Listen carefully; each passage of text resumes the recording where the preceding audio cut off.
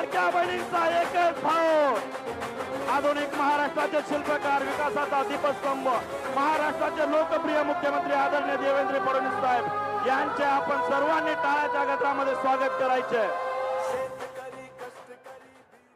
भारत माता की।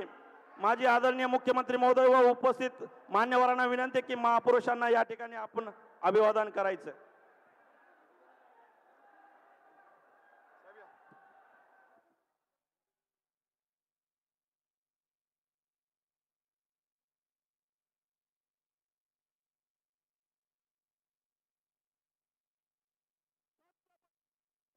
छत्रपती शिवाजी महाराज की।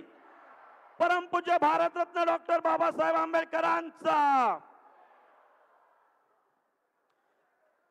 नगर परिषद निवडणूक 2025 च्या अनुषंगाने गंगापूर, खुलताबाद, कन्नड, वैजापूर, पैठण नगर परिषदच्या भारतीय जनता पार्टीच्या उमेदवारांच्या प्रचारार्थ आपल्या सर्वांना मार्गदर्शन करण्यासाठी या ठिकाणी महाराष्ट्राचे लोकप्रिय लाडके आपल्या सर्वांचे देवाभाऊ उपस्थित झाले आहे।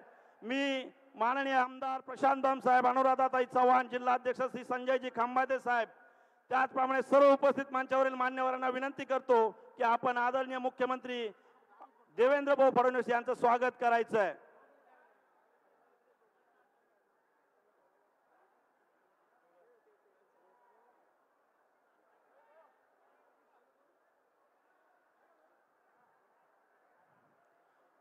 लाडक्या बहिणींचा एकच भाऊ,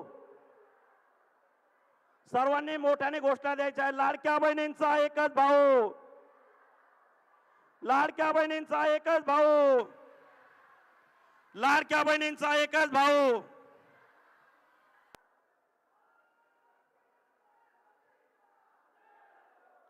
भारतीय जनता पार्टीचा। पाठीमागे उभे असलेल्या सर्वांना विनंती की आपण पेंडाल मध्ये येऊन बसावं, पुढे बसण्यासाठी जागा उपलब्ध आहे। आपल्या गंगापूर, खुलताबाद, कन्नड, वैजापूर, फुलंब्री या नगर पंचायत, नगर परिषदच्या उमेदवारांच्या, भारतीय जनता पार्टीच्या उमेदवारांच्या प्रचारार्थ आपल्या राज्याचे लोकप्रिय मुख्यमंत्री आदरणीय देवाभाऊ या ठिकाणी आपल्या सर्वांना मार्गदर्शन करण्यासाठी उपस्थित आहे। आपल्या खुलताबाद, रत्नपूर या नगर परिषदेचे नगराध्यक्ष पदाचे उमेदवार परसराम भाऊ बारगळ, गंगापूर नगर परिषद नगराध्यक्ष पदाचे उमेदवार प्रदीप भैया पाटील, वैजापूर नगराध्यक्ष पदाचे उमेदवार दिनेश भाऊ परदेशी, फुलंब्री नगर पंचायतचे नगराध्यक्ष पदाचे उमेदवार सुहास भाऊ शिरसाट, कन्नडच्या स्वातीताई कोले हे सर्व उमेदवार या ठिकाणी उपस्थित आहेत। तसेच उमेदवार म्हणून या निवडणुकीमध्ये भारतीय जनता पार्टीकडून उभे असलेले सर्वांचं या ठिकाणी सर्वजण या ठिकाणी उपस्थित आहे। मी गंगापूर, खुलताबाद मतदारसंघाचे लोकप्रिय आमदार प्रशांत बंब साहेब यांना विनंती करतो की आपण उपस्थितांना या ठिकाणी मार्गदर्शन करावं। आदरणीय प्रशांत बंब साहेब। सर्व संत महंत महापुरुषांच्या चरणी माझे कोटी कोटी वंदन। आपल्या संपूर्ण राज्याचं भूषण आणि यशस्वी माननीय मुख्यमंत्री आमचे देवाभाऊ माननीय मुख्यमंत्री महोदय देवेंद्रजी फडणवीस साहेब, आपल्या या राज्याचे मंत्री महोदय अतुलजी सावे साहेब, भागवतजी कराड साहेब, सर्व दोन्ही जिल्हाध्यक्ष महोदय, सर्व आदरणीय व्यासपीठ मित्रांनो, मला माहिती आहे आपल्याला आमचं कुणाचंच बोलणं आता अपेक्षित नाहीये, परंतु आपल्या सर्वांतर्फे काही मागण्या आपल्याला माननीय देवेंद्रजी फडणवीस साहेब माननीय मुख्यमंत्री महोदयांकडे कराव्याच लागतील। कारण आपण आज जे जमलेलो आहोत ते फक्त आणि फक्त नगरपालिका, जिल्हा परिषद या इलेक्शनच्या दृष्टिकोनातून, कारण ज्या ठिकाणी माननीय देवेंद्रजी फडणवीस साहेबांचे पाय पडले तिथला स्ट्राइक रेट 90% आहे आणि मला पूर्ण विश्वास आहे की आमच्या देवेंद्रजी या ठिकाणी आल्यामुळे आमचा स्ट्राइक रेट सुद्धा कमी होणार नाही। मी या निमित्ताने तुम्हा सर्वांतर्फे बघा, मागच्या 4 वर्षापासून प्रशासक राज होता, परंतु आणि ही जी खुलताबाद नगरपालिका आहे ही गेल्या 40-45 वर्षापासून आमच्या ताब्यात नाही, तरी आपण नगर परिषद खुलताबाद असेल, गंगापूरचा तर कायापालट केलेला आहे। पाण्याचा जो विषय होता त्यामध्ये विरोधकांनी जो पाईपलाईनचा प्रॉब्लेम केला होता, तर माननीय मुख्यमंत्री महोदयांनी 1075 कोटी रुपयाची पिण्याच्या पाण्याची योजना जी सुरू केली जल जीवन मिशन द्वारे, ती येत्या 10च महिन्यात पूर्ण होत आहे. मी माननीय मुख्यमंत्री महोदयांना विनंती करेल सर्व नगर परिषदेतर्फे की भविष्यामध्ये आम्हाला प्रत्येक नगरपालिकेला एक IAS, MPSC, IAS, IFS, IRS तसेच पोलीस भरती, तलाठी, ग्रामसेवक भरती करता एक 5 ते 10 कोटी रुपयाची लायब्ररी आणि शिक्षण प्रशिक्षण घेण्याकरताच प्रत्येक नगर परिषदेला आपण ते केंद्र द्याल अशी आपण कृपया घोषणा करावी. नंतर आमचा जो प्लॅन आहे कचरा व्यवस्थापन, कचऱ्याचा आपण ऍप तयार केलाय आत्ताच, की कुठेही कचरा आढळला तर फक्त आम्हाला सांगा.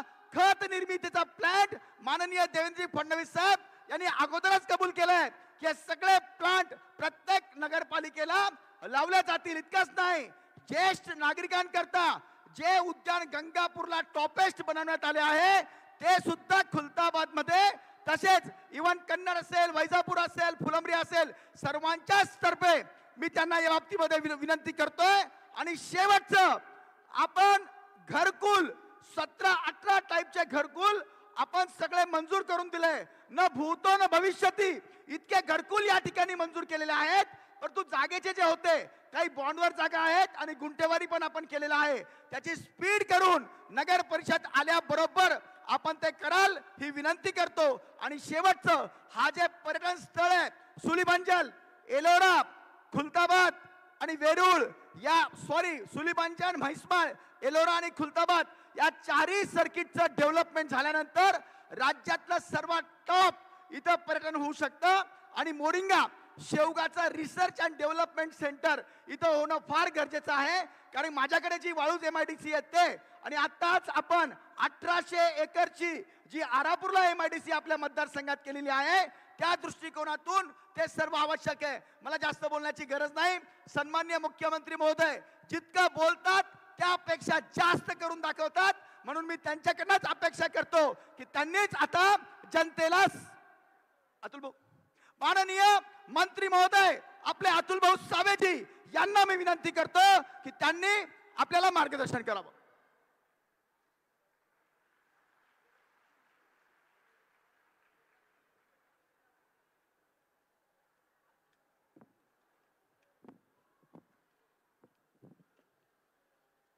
भारतीय जनता पार्टीचा जोरात आपल्याला देवाभाऊंना मुंबईपर्यंत आवाज पोचवायचा आहे. भारतीय जनता पार्टीचा. भारतीय जनता पार्टीच्या नगर परिषदच्या निवडणुकीच्या नगराध्यक्ष व नगरसेवकांच्या या प्रचारार्थ आजच्या या जाहीर सभेला उपस्थित असलेले महाराष्ट्राचे आपल्या सर्वांचे लाडके मुख्यमंत्री आदरणीय देवेंद्रजी फडणवीस साहेब, तसेच माझ्या सर्व भगिनींचे लाडके देवाभाऊ आणि व्यासपीठावर उपस्थित असलेले खासदार डॉक्टर भागवतजी कराड साहेब, या तालुक्याचा ज्यांनी अतिशय मागच्या 15 वर्षात विकास केला असे आपल्या सर्वांचे लोकप्रिय आमदार प्रशांत बमजी, तसेच आमच्या सहकारी अनुराधाताई चव्हाण, व्यासपीठावर उपस्थित जिल्ह्याचे अध्यक्ष संजय खंबायतेजी, किशोर शितोळेजी, आपले फुलंब्रीचे उमेदवार सुहासभाऊ शिरसाटजी, तसेच आपले खुलताबादचे उमेदवार बारगळजी, तसेच वैजापूरचे उमेदवार दिनेश परदेशीजी, प्रदीप पाटीलजी, स्वातीताई कोले आणि मनोज मोरोलेलूजू, सिडकोचे आपले सिल्लोडचे आणि पैठणचे आपले सुरेश लोलगे, त्यांच्या वहिनी म्हणजे मिसेस, आणि इकडे उपस्थित व्यासपीठावर सर्वच किशोर धनाजी असतील, एलजी गायकवाड असतील, भरत राजपूत असतील, सुजत बनकर असतील, आपले इद्रिस मुलतानी असतील, सर्वच प्रदेशाचे पदाधिकारी, सर्व बंधूंनो, भगिनींनो आणि मित्रांनो, आपल्या सगळ्यांना माहिती आहे 2014 मध्ये माननीय मुख्यमंत्री देवेंद्रजी फडणवीस साहेबांनी मुख्यमंत्र्यांचा चार्ज घेतला आणि या महाराष्ट्राला एक विकासाचा वेगळा देश आपल्याला बघायला मिळाला. आणि आज जसं आता प्रशांत भाऊने सांगितलं, पाण्याचा विषय असो, सिंचनाचा विषय असो, या सगळ्यामध्ये देवेंद्रजी लक्ष घालून आवर्जून काम करतात. आणि आपण बघितलं असेल, पुन्हा एकदा आज कालच 1 वर्ष पूर्ण झालं. या 1 वर्षामध्ये महाराष्ट्रामध्ये अनेक योजनांच्या राबवण्यात आल्या.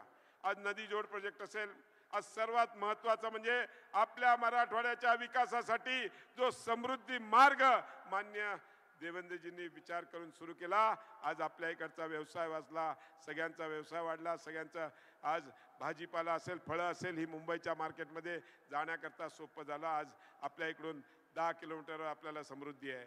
या समृद्धीचा आज हा जो उद्देश होता त्यामागचा तेच.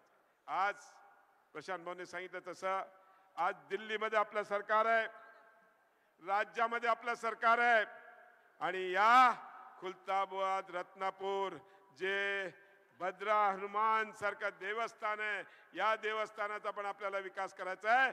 म्हणून ही पाईपलाईन जी आहे पार खुलताबाद पासून मुंबईपर्यंत नेण्याकरता आपल्याला या खुलताबाद असो किंवा वैजापूर असो, गंगापूर असो, फुलंब्री असो, कन्नड असो किंवा सिल्लोड असो, या सगळ्या नगरपालिकेमध्ये आपल्या सगळ्यांना जे आपले भारतीय जनता पार्टीचे युतीतले उमेदवार असतील त्यांना आशीर्वाद द्यावा, एवढीच आपल्याला विनंती करतो. आणि देवाभाऊंच्या आणि आपल्यामध्ये जास्त वळ न घेता आपल्याला एवढीच विनंती करीन की जिकडे कमळ आहे आपलं तिकडे कमळवर, आणि काही ठिकाणी आपण NCP बरोबर युती केली आहे, तिकडे घड्याळ असेल जसं कन्नड आणि सिल्लोडमध्ये किंवा आपल्या वैजापूरमध्ये, तिकडे पण कमळाचं बटन दाबलं पाहिजे. कमळाच्या बटनालाच आपण जास्तीत जास्त मतं देऊन विजयी करावं हीच आपल्याला विनंती करतो आणि थांबतो. धन्यवाद. जय हिंद, जय महाराष्ट्र, जय भद्रा हनुमान की, जय भद्रा हनुमान की.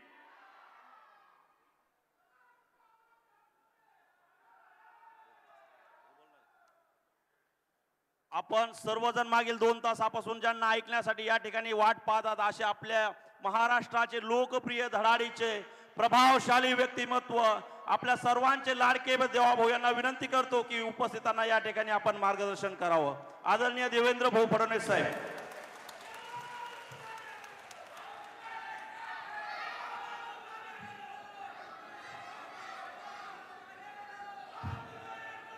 भारत माता की, भारत माता की. छत्रपती शिवाजी महाराज की, धर्मवीर छत्रपती संभाजी महाराज की. आज या ठिकाणी आल्यानंतर सर्वात पहिल्यांदा मी भद्रा हनुमान मारुती भगवान यांची या ठिकाणी दर्शन घेतलेलं आहे. आणि म्हणून एकदा आपण बजरंग बली की, भद्रा हनुमान की. आजचा दिवस याकरता देखील महत्त्वाचा आहे की आज आपल्या देशाच्या प्रधानमंत्री महोदयांनी राम मंदिरावर धर्मध्वजा ही फडकावलेली आहे. आणि अशा पवित्र दिनी रत्नापूरच्या भद्रा मारुतीचं दर्शन घेण्याची मला संधी मिळाली, ही खरोखर माझ्याकरता अत्यंत आनंदाची गोष्ट आहे. हिंदवी स्वराज्याचे सरसंस्थापक छत्रपती शिवरायांना मानाचा मुजरा करतो. भारतीय राज्यघटनेचे शिल्पकार भारतरत्न डॉक्टर बाबासाहेब आंबेडकर यांना मानवंदना अर्पित करतो. आणि आज आपल्या या जाहीर सभेमध्ये मंचावर उपस्थित असलेले मंत्रिमंडळातील आमचे सहकारी श्री अतुल सावेजी, खासदार भागवत कराडजी, या भागाचे अतिशय कार्यक्षम आणि लोकप्रिय आमदार श्री प्रशांत बंबजी, आमदार संजय केणेकरजी, अनुराधाताई चव्हाण, संजय कोडगेजी, संजय खंबायतेजी, सुरेश बनकरजी, इद्रिस मुलतानीजी, किशोर धनायतजी, किशोर शितोळेजी, या ठिकाणी उपस्थित श्री LG आयकवाड, त्याचप्रमाणे श्री अमोल जाधव, श्री रवींद्र चव्हाण, श्री प्रकाश चव्हाण, श्री या ठिकाणी उपस्थित श्री संजय खलाणे, श्री सुरेश दहिगावकर, त्याचप्रमाणे रत्नापूर खुलताबादचे आपले उमेदवार श्री परशुराम बारगळ, गंगापूरचे उमेदवार प्रदीप भैया पाटील, कन्नडचे उमेदवार संतोष कोल्हे, फुलंब्रीचे आपले उमेदवार आणि आपले ज्येष्ठ नेते सुहास शिरसाट आणि वैजापूरचे आपले अनुभवी आणि अतिशय कार्यक्षम असे उमेदवार आणि माजी नगराध्यक्ष श्री दिनेश परदेशी, या ठिकाणी उपस्थित सर्व माझ्या लाडक्या बहिणी आणि उपस्थित सर्व भावांनो, आपल्या सगळ्यांना कल्पना आहे की 2 तारखेला नगरपालिकेच्या निवडणुका होणार आहेत आणि या निवडणुकीच्या निमित्ताने या ठिकाणी आपले आशीर्वाद मागण्याकरता मी उपस्थित झालो आहे. खरं तर या निवडणुकीमध्ये मी आपल्यामध्ये आलोय ते कोणावर टीका टिप्पणी करण्याकरता आलो नाही, कोणाची निंदा नालस्ती करण्याकरता देखील आलो नाही. मी आपल्याकडे आलो आहे एक सकारात्मक मत मागण्याकरता. याचं कारण आहे की आज देशामध्ये माननीय नरेंद्र मोदीजींच्या नेतृत्वात एक सरकार काम करते आहे. मोदीजींच्याच नेतृत्वात महाराष्ट्रामध्ये देखील आपलंच सरकार काम करत आहे आणि आता नगरपालिकेमध्ये देखील जर आपलाच अध्यक्ष आणि आपलंच सरकार आलं तर मोदीजींच्या योजना या थेट शहरापर्यंत गावापर्यंत आणण्याचं काम हे या माध्यमातून आपण करणार आहोत. आणि म्हणूनच आज आपण या ठिकाणी जे मत मागतो, आपल्याकडे या सगळ्या शहरांना चांगलं कसं करता येईल, या शहरांच्या समस्या कशा सोडवता येतील, या ठिकाणी मोठ्या प्रमाणात विकास कसा करता येईल, या संदर्भातली एक ब्ल्यूप्रिंट आहे, याची योजना आहे, याची कार्ययोजना आहे, याचं नियोजन आहे आणि त्याकरता मोदीजींसारखा भक्कम पाठिंबा आपल्याकडे आहे. बंधू भगिनींनो, आपल्या देशामध्ये अनेक वर्ष शहरीकरण होत होतं, पण या शहरीकरणाला आपण अभिशाप मानत होतो. या शहरीकरणाचं नियोजन करण्याकरता आपण कधी प्रयत्न केला नाही. परिणाम काय झाला? गावातनं लोक शहरामध्ये आली, शिक्षण, आरोग्य, रोजगाराकरता, अन्न, वस्त्र, निवाऱ्याकरता त्या ठिकाणी लोक आले, पण गावांना शहरामध्ये आलेल्या लोकांना राहायला जागा नव्हती. झोपडपट्ट्या तयार झाल्या, अतिक्रमण तयार झाली, पिण्याच्या पाण्याच्या योजना न झाल्यामुळे त्या ठिकाणी पिण्याच्या पाण्याचा प्रश्न निर्माण झाला, नाल्या झाल्या, गटारीची योजना न झाल्यामुळे घाणीचं साम्राज्य झालं. लोकसंख्या वाढली, परंतु त्या ठिकाणी कुठल्याही परिस्थितीमध्ये कचऱ्याच्या संदर्भातल्या व्यवस्था न झाल्यामुळे मोठ्या प्रमाणात शहरं बकाल झाली, लोकांचं आरोग्य धोक्यात आलं आणि आपण पाहू शकतो की या शहरांमध्ये एक गलथानपणा आपल्याला पाहायला मिळतो. पण बंधू भगिनींनो, 2014 साली मोदीजींचं सरकार आल्यानंतर मोदीजींनी आपल्याला सांगितलं, शहरीकरण हा अभिशाप नाहीये, शहरीकरण एक संधी आहे. कारण शहरांमध्ये शिक्षण, आरोग्य, रोजगार आहे, शहरांमध्ये अन्न, वस्त्र, निवाऱ्याची संधी आहे, शहरांमध्ये आरोग्याची संधी आहे, शहरांमध्ये देशाचा 65% GDP तयार होतो आणि म्हणून त्या ठिकाणी उद्योगाला संधी आहे. आणि म्हणून अशा प्रकारचे आपले सगळे शहर हे चांगले झाले पाहिजे. आणि देशामध्ये पहिल्यांदा मोदीजींनी शहरांकरता योजना सुरू केली, अटल अमृत सारखी योजना, ज्या योजनेच्या माध्यमातून प्रत्येक शहराला हजारो कोटी रुपये मिळाले पाहिजेत.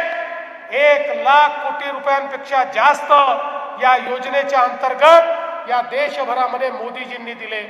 आपल्या महाराष्ट्राला देखील शहरांमध्ये सांडपाण्याची व्यवस्था झाली पाहिजे, भुयारी गटार योजना झाली पाहिजे, प्रत्येक घरामध्ये पिण्याचं पाणी पोचलं पाहिजे, प्रत्येक रस्ता चांगला झाला पाहिजे, उद्यानं तयार झाली पाहिजेत, वाचनालयं तयार झाली पाहिजेत। या प्रत्येक गोष्टी करता मोदीजींनी मोठ्या प्रमाणात निधी हा उपलब्ध करून दिला आणि शहराचं चित्र आता बदलायला लागलंय।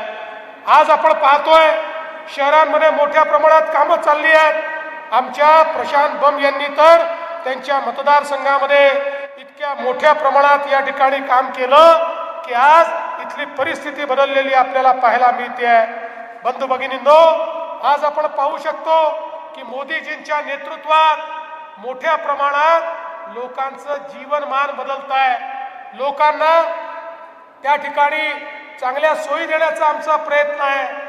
पण हा सगळा प्रयत्न करत असताना आम्ही कितीही पैसे दिले, कितीही निधी दिला, तरी देखील तो निधी प्रामाणिकतेनं खर्च करणारी नगरपालिका असली पाहिजे। जर या ठिकाणी नगरपालिकेमध्ये भारतीय जनता पक्षाची सत्ता आली तर आमचा त्यांच्यावर कंट्रोल असेल। आम्ही त्यांना सांगू शकू, आम्ही तुम्हाला पैसा देतोय, पण हा पारदर्शी प्रामाणिकतेने खर्च करा। ज्यांच्याकरता तुम्ही योजना तयार केली आहे त्यांच्यापर्यंत पोहोचवा। आपल्या शहराकरता ज्या योजना आहेत त्या योजना योग्य पद्धतीने राबवा आणि शहरातल्या प्रत्येकाच्या जीवनामध्ये एक परिवर्तन घडवा, हे आम्हाला सांगता येईल। आणि म्हणून मी तुम्हाला मत मागण्याकरता या ठिकाणी आलो आहे। आपण बघा, आम्ही केवळ आश्वासनं देणारे लोक नाही आहोत, आम्ही जे सांगतो ते करणारे लोक आहोत। आपल्याला माहिती आहे, आपल्याच आशीर्वादाने मागच्या वर्षी 1 वर्षापूर्वी या महाराष्ट्रामध्ये आपण आम्हाला दणदणीत विजय दिला आणि आपल्या आशीर्वादानं मी महाराष्ट्राचा मुख्यमंत्री बनलो। ज्यावेळेस दणदणीत आशीर्वाद मिळाला, अनेक लोक म्हणायचे आता भाजपच्या इतक्या जागा आल्या, आता भाजप सगळ्या योजना बंद करेल। लोक सांगायचे आता आमच्या लाडक्या बहिणीची योजना ही भाजपवाले बंद करतील, पण त्यांच्या नाकावर टिचून गेले 1 वर्ष ही योजना आम्ही सुरूच ठेवली आहे। आणि माझ्या लाडक्या बहिणींना सांगतो, जोपर्यंत तुमचा देवाभाऊ मुख्यमंत्री आहे, लाडकी बहीण योजना कोणीच बंद करू शकत नाही। आम्हाला तर केवळ लाडकी बहीण योजना चालवून थांबायचं नाहीये, आमच्या सगळ्या लाडक्या बहिणींना लखपती दीदी आम्हाला करायचं आहे, त्यांच्या हाताला काम द्यायचं आहे आणि त्यांना लखपती दीदी करून त्यांच्या माध्यमातून आम्हाला विकास घडवायचा आहे। कारण मोदीजी सांगतात की ज्यावेळी एक महिला त्या ठिकाणी रोजगार कमावते त्यावेळी पूर्ण परिवाराचं ती कल्याण करते। पुरुष पैसा कमावतात तर अनेक वेळा आपला पैसा गमावतात देखील, पण आमच्या महिला मात्र कमावलेला एक पैसा हा परिवाराच्या कल्याणाकरता त्या ठिकाणी लावतात। आणि म्हणून या सगळ्या योजना आम्ही सांगितलं होतं। आम्ही त्या ठिकाणी शेतकऱ्यांना मोफत विजेची योजना आणली होती। लोक म्हणायची योजना बंद होईल, पण ती योजना देखील आम्ही बंद केली नाही। पुढचे 5 वर्ष शेतकऱ्यांना आम्ही मोफत वीज देणार, ती योजना बंद करणार नाही। आणि एवढंच नाही तर पुढच्या वर्षी आमचं सोलरचं काम पूर्ण झाल्यानंतर शेतकऱ्यांना 24 तास मोफत वीज आम्ही देणार आणि शेतकऱ्यांचं कल्याण हे या ठिकाणी आम्ही करणार। आज आपण पाहू शकतो या मराठवाड्यामध्ये दुष्काळ आपल्याला 5वीला पुजला आहे। हा जो काही दुष्काळ आहे हा दूर करण्याचा संकल्प आम्ही हातामध्ये घेतला आणि मी 2018 साली सांगितलं होतं मराठवाड्याच्या या पिढीने दुष्काळ पाहिला, पण मराठवाड्याची पुढची पिढी हा दुष्काळ पाहणार नाही। आणि त्या ठिकाणी नदी जोड प्रकल्पाच्या माध्यमातून पाणी आणण्याचा निर्णय आपण घेतला। आज मला आनंद वाटतो की आता ते स्वप्न पूर्णत्वाकडे निघालेलं आहे। पुढच्या वर्षी ते काम आम्ही सुरू करणार आहोत आणि 54 TMC पाणी हे कोकणातनं या मराठवाड्यामध्ये आणून या मराठवाड्याचा दुष्काळ हा भूतकाळ करण्याचं काम हे आपलं या ठिकाणी भाजपचं सरकार निश्चितपणे करणार आहे। बंधू भगिनींनो, पण हे सगळं करत असताना प्रशांत बंब यांचं मी अभिनंदन करेन की त्यांनी त्या ठिकाणी BLIच्या माध्यमातून पहिल्यांदा आपल्या मतदारसंघामध्ये सिंचनाची अशी व्यवस्था उभी केली की शेतीपर्यंत पाणी गेलं, ड्रिपनी पाणी गेलं आणि ज्या ठिकाणी काल परवापर्यंत शेतीला अडचण होती, आज त्या ठिकाणी बागायती शेती होती आहे. आता टप्पा 2चं काम देखील चाललेलं आहे, पिण्याच्या पाण्याच्या योजनेचं काम देखील चाललेलं आहे. मी तुम्हाला आश्वस्त करण्याकरता आलो आहे की भाजप निवडून आल्यानंतर मी जसा प्रशांत बम यांच्या पाठीशी आहे, तसा या सगळ्या नगराध्यक्षांच्या आणि नगरसेवकांच्या पाठीशी देखील पूर्ण ताकदीने आणि खंबीरपणे या ठिकाणी उपस्थित राहणार आहे. आताच प्रशांतनी सांगितलं, म्हैसमा, वेरूळ, सुलीभंजन असं एक पर्यटनाचं सर्किट आपल्याला तयार करायचं आहे, ज्यामुळे मोठ्या प्रमाणात बदल होणार आहे. त्याकरता देखील आपण मदत करणार आहोत. आणि आमच्या प्रशांतनी गंगापूर उपसा सिंचन योजनेतनं 40 गावातल्या 25,000 एकर जमिनीला जे पाणी या ठिकाणी दिलेलं आहे, आज त्यातनं एक मोठं परिवर्तन होत आहे, त्यातनं चांगली पिकं तयार होत आहेत. पण या पिकांना मार्केट मिळालं पाहिजे म्हणून आपण समृद्धी महामार्ग तयार केला. आता समृद्धी महामार्गामुळे पुढच्या काळामध्ये आमच्याकडे हॉर्टिकल्चरची व्यवस्था झाल्यानंतर केवळ देशातच नाही तर परदेशात देखील आम्ही आमचा माल नेऊ शकू, अशा प्रकारची व्यवस्था ही आपण या ठिकाणी करतो. आणि म्हणून मला खरं म्हणजे 1,000 कोटी रुपयाची आपण गंगापूर वैजापूर ही ग्रीडची योजना तयार केलेली आहे. या योजनेला देखील आपण मान्यता दिली आहे आणि या सगळ्या माध्यमातून खूप मोठ्या प्रमाणात हे कार्य चाललेलं आहे. आणि मला विश्वास आहे की आपल्या हाती ही नगरपालिका आल्यानंतर या कामाला आपल्याला गती देता येईल आणि लोकांच्या जीवनामध्ये एक मोठं परिवर्तन हे आपल्याला घडवता येईल. बंधू भगिनींनो, मला फार लांब लचक भाषण या ठिकाणी करायचं नाही. मी तर केवळ एवढंच सांगण्याकरता आलो आहे, 2 तारखेला आमची जबाबदारी तुम्ही घ्या. म्हणजे 2 तारखेला कमळाची जबाबदारी तुमची आणि 2 तारखेनंतर 5 वर्ष तुमची जबाबदारी आमची, हे सांगण्याकरता आज खरं म्हणजे मी या ठिकाणी आलेलो आहे. पुढचे 5 वर्षामध्ये या भागामध्ये पूर्ण परिवर्तन करून आपण दाखवू आणि एक मोठं काम हे आपल्याला पाहायला मिळेल. बंधू भगिनींनो, या निवडणुकांमध्ये लोक वेगवेगळ्या गोष्टी तुम्हाला सांगतील.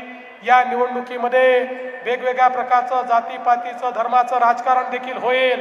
पण हे सगळं बाजूला ठेवा, एवढंच लक्षात ठेवा, आपला विकास कोण करू शकतो, कोणी आजपर्यंत आपला विकास केलाय, या महाराष्ट्राला पुढे कोण नेऊ शकतो, कोणाच्या हातामध्ये या महाराष्ट्राची किल्ली आहे, कोणाच्या हातामध्ये या महाराष्ट्राला पुढे नेण्याची ताकद आहे. आणि हे जर आपण बघितलं तर आपली भाजपची महायुती आणि आपलं कमळ हेच आपल्याला पुढे नेऊ शकतं. आणि म्हणून 2 तारखेला आपण कमळाचं बटन दाबा, एवढीच विनंती करतो आणि माझं बोलणं संपवतो. धन्यवाद. जय हिंद, जय महाराष्ट्र. धन्यवाद आदरणीय देवाभाऊ.